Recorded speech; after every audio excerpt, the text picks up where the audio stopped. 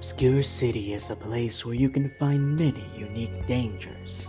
This is where she works, Cassandra Killjoy, paranormal private eye. Now a teenage girl's father has gone missing, and Killjoy believes that the city's enigmatic protector, the swordsman, is the key to finding him. So Killjoy must face many deadly dangers in her search for the swordsman. Available on Amazon.com. The dragon hunt continues, but even though our mischievous band of mercenaries have made some significant progress, the ultimate battle for the fate of Exandria still lies ahead.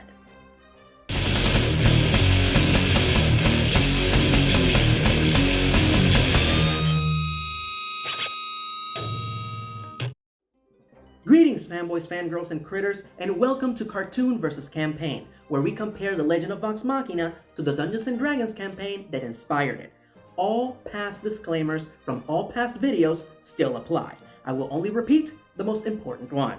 There will be spoilers ahead, so if you haven't seen The Legend of Vox Machina Seasons 1 through 3, or the corresponding episodes of Campaign 1 of Critical Role, you might want to stop the video here. You've been warned.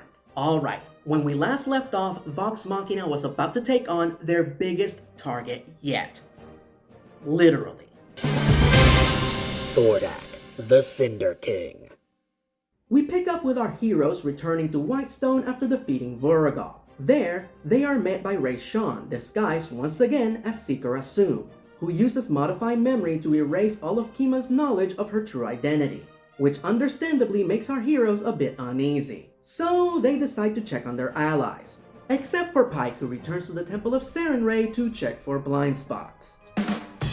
Vax, on the other hand, checks on Gilmore, Percy checks on Cassandra, Vax then checks on Kanan, Grog marks his territory, Scanlan pretends to check on Jarrett, but what he actually does is get the drugs that he ordered from him. Jarrett reluctantly hands them over with a hint of disgust and punches Scanlan in the face, telling him that now he has to survive the Chroma Conclave so he can get him back. Vex and Keyleth go to check on Cash, who they find sleeping. Vex wakes him up by flicking his nose, and he responds by nearly punching her in the face. After regaining some degree of consciousness, he informs them of the 2 contracts that he obtained for them from the Slayer's Keep to obtain a couple of beasts that they can use to lure Voragal into a trap. The girls sheepishly admit that they completely forgot that they asked him to do that, so Cash tells them to get the hell out of his room. It is at this point that the girls talk about their current relationships, a scene that also happens in the cartoon, but outside the Temple of the Matron of Ravens just before they battle Umbrasyl.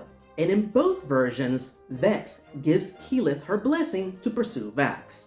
Back in the campaign, our heroes have a meeting with their allies and Rayshawn, in which they decide to make Thordak their next target, when suddenly, Percy sneaks up behind Rayshawn and goes to stab her in the back with his sword. Rayshawn teleports away in front of everyone, therefore exposing the fact that she is an imposter. Rayshawn then goes on to deliver pretty much the same exposition that she delivered during her first meeting with Vox Machina. You know how Thordak is powered by the Soul Anchor, if they want to stop him they have to destroy it first, and that all she asks in return for her invaluable help is Thordak's corpse. Keyleth demands that she bring the real Seeker Assume to Whitestone, as proof that she's been telling the truth. Rayshawn agrees and disappears. Our heroes, their allies, and Pike relocate to Ziggurat, where magic is nullified and illusions can't be used against them. There, they continue their meeting. This is when Scanlan suggests to go after the Plate of the Dawn Martyr next, which is the only vestige of divergence that they are yet to collect. The rest of the meeting also transpires in the cartoon, but in the Whitestone Castle, where our heroes decide to assemble a massive army to fight Thordak, made up of all the allies that they have made throughout their adventures. In the cartoon, they approach each of their allies separately and ask them to join in person. In the campaign, Allura writes a royal decree that is then delivered to each of them, except for Cash and Zara, who Vox Machina asked directly. In the cartoon, they outright turn them down. In the campaign, Zara says yes and Cash says no, until he finds out that Zara said yes, so he changes his answer and agrees to join the battle. In both versions, our heroes agree to gather their forces in the outskirts of Iman. In the cartoon, it's just a clearing in the woods, In the campaign, however, it's a very specific location called Fort Doxio. So our heroes decide to check out the fort first before gathering their forces there. So Allura teleports them to the fort. There, they are greeted by General El Gorgothon, with whom they share their plan, and she agrees. The fort, however, is in really poor condition, so Vox Machina and Allura proceed to use their amazing powers to reinforce the fort and fix their defenses. My favorite of these contributions is that Scanlan uses the magnificent mansion as a mess hall and feeds over 100 soldiers. Granted, it's strictly a chicken and mimosa lunch, but none of the personnel seem to complain. So now that Fort Doxio is in better condition, our heroes decide to continue their quest for the Plate of the Dawn Martyr. In the cartoon, they learn from Jaman Saord that the plate is located in the Hells of Despath and is currently under the possession of a demon named Xerxes Aelus. In the campaign, they learned from the Sphinx Kamalgiari that the plate is located in the Fire Plane in the City of Brass and is currently possessed by a fire giant who won it in a card game. Before heading there, Keyleth tree-portals the party to Pyra, home of the Fire Ashari, to ask Serkonos about the City of Brass. He informs them that it is a lawless, dangerous city where slavery is legal, and implores them to be careful. Our heroes thank him for the intel, and Keyleth plane shifts the entire party to the Fire Plane, just outside of the City of Brass. In the cartoon, only Keyleth, Vax, Scanlan, and Grog go to the Hells of Despath. Vex and Percy stay on the other side of the portal in Draconia, with Allura, Kima, and Dola, to open the portal from the other side once their friends are ready to return. In the campaign, our heroes are immediately halted at the gates of the city by 6 Efreti guards. Scanlan casts an illusion to make it look like the demon Yank is their captive, and tells the guard that he is a salesman by the name of Francois Australia there to sell the Garistro. Unfortunately, the guards don't buy it, so Vex bribes them with a 20-pound bag of gems and they let them pass. As soon as they enter the city, they run into trouble, as different seedy characters keep approaching them, either trying to sell them slaves or trying to buy them. There is especially strong interest in buying Grog. Thankfully, a friendly humanoid named Senakir and his friend, a tiefling named Uten, interfere on their behalf, informing the interested parties that Vox Machina is spoken for, and then they lead our heroes to their jewelry shop, where they promise they will be safe. There, Vox Machina inquire as to whether or not they know of any fire giants in the City of Brass who may have the social standing to own the Plate of the Dawn Martyr. Senakir informs them that there are only 3 fire giants in the city who are not slaves, and that he will gladly guide them to the closest one, Waska, the blacksmith, if they grant him a favor afterwards, to which Vox Machina happily agrees. In the cartoon, before our heroes even enter the City of Despath, Scanlan disguises them all as demons. In the campaign, based on Senakir's suggestion, Keyleth uses Alter Self to make herself look like a fire genasi. Vax turns himself invisible with the Ring of Invisibility, and the rest of the party put on chains and manacles and pose as Keyleth's slaves. Senakir and Uten then lead our heroes to Zenith Forge to meet with Waska, whom they find busy working in his forge. Keyleth awkwardly asks about the plate of armor that was won by a fire giant in a card game. Waska seems to be familiar with what she's talking about, but can tell that the information is valuable, so he asks for a trade for the information. So Vox Machina gives him a bunch of their magical items that they're currently not using, and 40 pounds of dragonhide. Waska then tells them about the 2 other fire giants in the city who are not slaves. The first is Sugan, who is a brute and they should stay clear of him. And the second is Jurael, who loves games of chance and is their most likely suspect. He then gives them a giant-sized square brass coin to present to Jurael if they run into trouble. Our heroes then thank him for his help, and then Senakir leads them to Jurael's home. In the cartoon, Keyleth is just as awkward while asking about Xerxes in her demon guise, but her inquiries are ignored. It's not until Pike tries to redeem a damned woman that all of the demons around them, including Xerxes, are alerted to their presence. Most of the demons chase them through the city, while Xerxes psychically summons them to his home, where none other than the demon Yank covers their escape and ushers them inside, where they finally meet Xerxes. In the campaign, they are instantly detained by 2 of Jurael's servants. Keyleth informs them that they are there to play cards, which instantly gets Jurael's attention. They then present her with Waska's coin and they are granted entry. In the cartoon, it is Xerxes who suggests the card game for the Plate of the Dawn Martyr and challenges Pike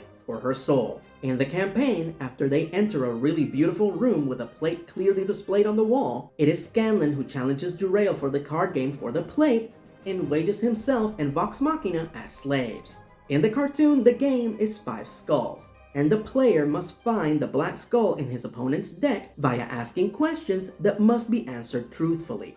Xerxes throws Pike off her game by asking personal questions, and she loses.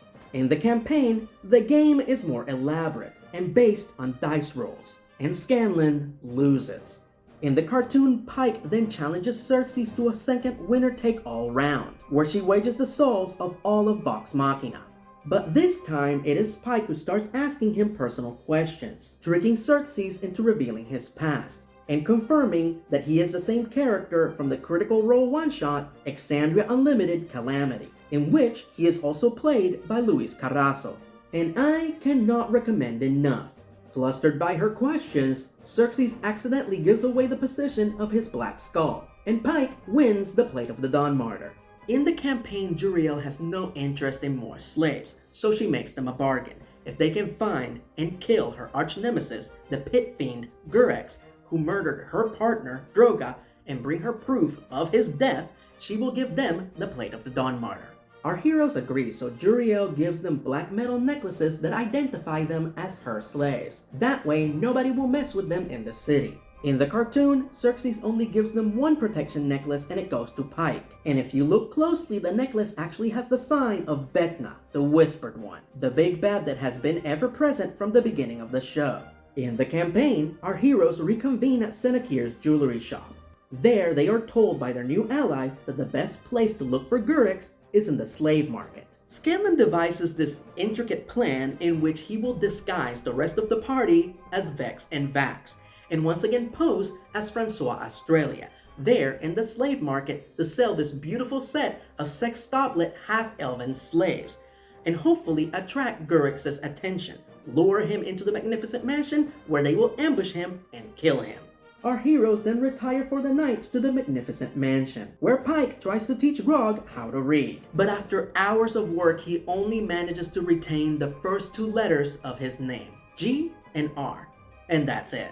The next day, our heroes go to the slave market in their disguises. Scanlan casts the magnificent mansion and they start looking for Gurex. But instead, they spot a pair of Aasimar children for sale. And without hesitation, Scanlan buys their freedom for 15,000 gold. He then takes the kids to the mansion where they can rest and hide, and that is when they get Gurex's attention, who has no interest in the sextuplets, but really wants to buy the 2 boys. Scanlan tries repeatedly to get the fiend to enter the mansion, but he just won't take the bait. So Scanlan shouts, "F***ing Jenga!" into his earring, and Vox Machina jumps into action. Now, the rest of Vox Machina still looks like Vex and Vax throughout this entire battle. To avoid confusion, I'm just gonna have them look as their regular selves throughout the reenactments.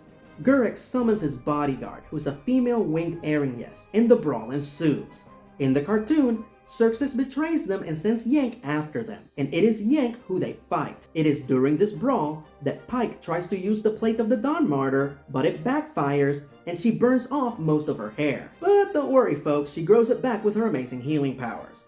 In the campaign, it is Keyleth who has her hair set ablaze after Gurex hits her over the head with his flame mace. But don't worry folks, Pike restores her hair with Healing Word. Keyleth then turns into an air elemental, flies up to the bodyguard, and shoots her with a sunbeam that turns her into a pile of ash. Enraged by the death of his ally, Gurex attacks and poisons both Pike and Vex, who both fall unconscious. Suddenly, Scanlan feels Mythcarver vibrating at his side. He draws the sword and can feel the power surging through his body as his spirit connects with the spirits of all the bards who have wielded the sword before. The Meat Man then unleashes a flurry of blows, cutting off Gurex's wings and finally driving the blade right through his heart. All the while saying, "No one messes up a deal with Francois Australia."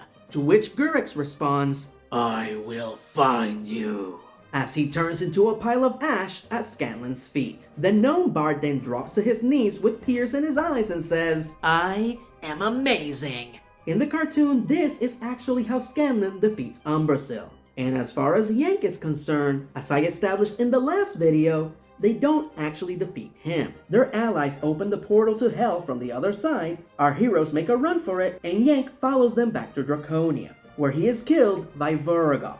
Back in the campaign, while Grog, Percy, and Vax restore and heal Vex and Pike, Scanlan is approached by a group of Efreeti guards, who demand to know what all the fighting was about. Scanlan casts Modify Memory on their commanding officer, and convinces him that Gurix was an assassin planning to kill the Sultan, and he just helped stop him. The commanding officer and Scanlan share a predator clasp, "You son of a bitch," and they part ways. In the cartoon, it is Grog and Earthbreaker Groon who share this iconic handshake. In the campaign, our heroes loot the remains of Gurix and his bodyguard for any valuable items. Here, they find a very distinct necklace that Gurix was wearing, which they then present to Juriel as proof that they killed him. So as promised, Juriel gives them the plate of the Dawn Martyr, which adjusts to Pike's tiny body just like in the cartoon. Pike then inquires about a ruby shield that Juriel has displayed on her wall. To this, Juriel responds by simply saying to get the hell out of her house. And thus, Vox Machina has officially collected all of the vestiges of Divergence. Our heroes return to the jewelry shop to grant Senekir the favor that they promised him. Senekir gets a box containing his wife's ashes, gives them to Vox Machina, and asks them, as his favor, to take them to Vasselheim and bury them under the Birth Heart, which is located in the Abundant Grove. Our heroes are so touched by his request that they agree. Then Keyleth plane shifts the entire party and the two Aasimar boys back to Fort Doxio. But when they get there, they find that the fort is under attack. Our heroes tell the two Aasimar boys to hide until they come back to get them, and they run to the fort to help their allies. As soon as they arrive, they recognize the attackers as the forces that Thordak had patrolling Amon. Waven Riders, Lizard Folk, and a mage named Xanthus, whom they believed to be an ally. Our heroes tear through their forces, but Xanthus manages to hypnotize Vex, and tries to get her to attack the others. When suddenly, Kima brutally attacks him from behind, causing him to lose concentration and free Vex from his control. The ranger seizes the opportunity and finishes him off with an arrow to the face. And as soon as he dies, his forces scatter and retreat. Kima informs them that Xanthus approached the fort alone. Allura, believing him to still be an ally, allowed him entry, only for him to betray them, zapping Allura with a wand of feeble mind, incapacitating her, and then guiding his forces into the fort. Kima then guides our heroes to Allura, who they find in a confused and feral state. Pike casts Greater Restoration, and much to Kima's relief, restores Allura's mind. Our heroes then retrieve Xanthus' corpse, and Pike casts Speak with Dead so they can interrogate him. They learn that it was one of Thordak's scouting parties that discovered their efforts at Fort Doxio, so at least Rayshawn didn't betray them. They also learn that a resistance is already forming in Iman, in the tunnels under the city. Thus, our heroes return to Whitestone along with Kima, Allura, and the Aasimar boys. Percy asks Cassandra to find the boys a home, to which she's happy to oblige. Our heroes then attend one final strategy meeting before their big battle with Thordak. In the campaign, the meeting takes place at the Ziggurat, and Rayshawn attends in her true form. In the cartoon, the meeting takes place in the war camp on the outskirts of Iman, and Rayshawn attends in her human form, who Vax officially names Larkin. In both versions, the plan is the same, for the army to take on Thordak's forces and create a distraction, while Vox Machina takes on Thordak directly. In the campaign, Vox Machina plans to make their approach via the tunnels under the city, while in the cartoon, they plan to approach from the sky and sneak up on Thordak via a tunnel in the cloud top that Rayshawn told them about. In this version, all of their allies come along to be part of the battle. In the campaign, Allura stays behind to maintain the force field over Whitestone, and Cassandra also stays, so if something happens to Percy, there will still be someone to lead Whitestone. Which is ironic, as in the cartoon, Percy is the one who is absent from this battle, as at this point in the story, he's dead. Our heroes make some final preparations before the battle, and Scanlan gets more Sood from Jarrett. Say no to Sood, kids. And this is when Percy visits Vex's room to have the talk that they agreed to have later. In both versions, the scene transpires exactly the same way. Percy talks to her through her bedroom door until she opens it, revealing herself to be completely naked. At a loss for words, he simply goes inside where they consummate their relationship. The only big difference is that in the cartoon they graphically show them doing the deed. In the campaign, that part is left to the audience's imagination. The next day, our heroes tree-portal to Fort Doxio and sneak over to Grayskull Keep, where they use the secret door under the building to make their way into the city via the underground tunnels. Their journey goes pretty smoothly. They do run into some class members, but they quickly convince them that they are there to kill Thordak and just want passage to the cloud top. So one of them guides them to their destination via the fastest route, making Vox Machina and their friends arrive at the cloud top ahead of schedule. There, they find two giants guarding the gate. Zara and Cash agree to distract them while the rest of the party sneak inside and face off against Thordak. In the cartoon, Zara and Cash don't show up until about halfway through the battle with Thordak, and Cash is brutally killed. In the campaign, he survives to be snarky another day. As our heroes can hear the epic battle transpiring in the distance, they sneak into the cloud top, which they find in ruins with a huge smoking crater in the middle. Suddenly, Thordak emerges from the crater and says, "It appears we have guests. Now, where are you?" Taking advantage of the fact that Thordak is yet to spot them, our heroes take cover before making their first attack. In this version, the entire battle takes place in the cloud top. In the cartoon, it changes location. First, Vox Machina arrive in the cloud top, only to find that Thordak is not there. The Cinder King instead emerges from underground in the city below, where he ambushes their forces. The party then agrees to split. Keyleth, Pike, Vex, and Vax go to help the army, while Grog and Scanlan infiltrate the nest and kill Thordak's spawn, in order to get the Cinder King to return to the cloud top, which works like a charm, as Thordak hears the cries of his offspring and returns to the cloud top, where Grog collapses the roof on the dragon's head. The gnome and the Goliath barely make it out of there alive, but Scanlan is left comatose. And this is where our heroes make their final stand against Thordak on the cloud top. In the campaign, an epic brawl ensues that includes Rayshawn as well. All parties involved sustain heavy damage, until Vexalia fires her last dragon-slaying arrow directly at the crystal in Thordak's chest, shattering it to pieces and robbing him of his elemental powers, which causes him to shrink down to normal size, which is still pretty damn big. In the cartoon, it is Spike who shatters the crystal by absorbing Thordak's fire breath with the plate of the Dawn Martyr and shooting it back at him, therefore leaving a huge gaping wound in his chest. Yeah, in the campaign, the plate of the Dawn Martyr doesn't really do much during this battle outside of sparing Pike a great deal of fire damage. Vax attaches himself to the back of Thordak's head and begins to unleash a series of powerful blows directly on the Cinder King. All the while Rayshawn attacks him from the front, hitting him with a chain lightning that deals so much damage that Thordak has no choice but to retreat into his crater with Vax in tow. In the cartoon, after Pike shatters the crystal, Rayshawn also deals a great deal of heavy damage on Thordak, but with her poison breath. Thordak does retreat, but into the sky, and Vax makes the choice to chase after him and end this once and for all. In the campaign, they travel through the tunnel together where Vax loses his grip and goes to fall off, but keeps up with him via the speed of the Deathwalker's ward. He takes out the Sword of Dragon Slaying and jabs it in the back of Thordak's neck, using it to hold on to the dragon. With his offhand, he takes out Whisper and jabs it in the back of Thordak's head all the way up to his shoulder. It is at this point that Vax thinks of his late mother's voice as he unleashes the power of Whisper inside the dragon, tearing a considerable chunk out of the dragon's head and neck. And thus, the Cinder King goes limp and pathetically crashes on the floor of the tunnel. Things go quiet for a moment, when suddenly Vexalia catches up with him on her broom and hugs him.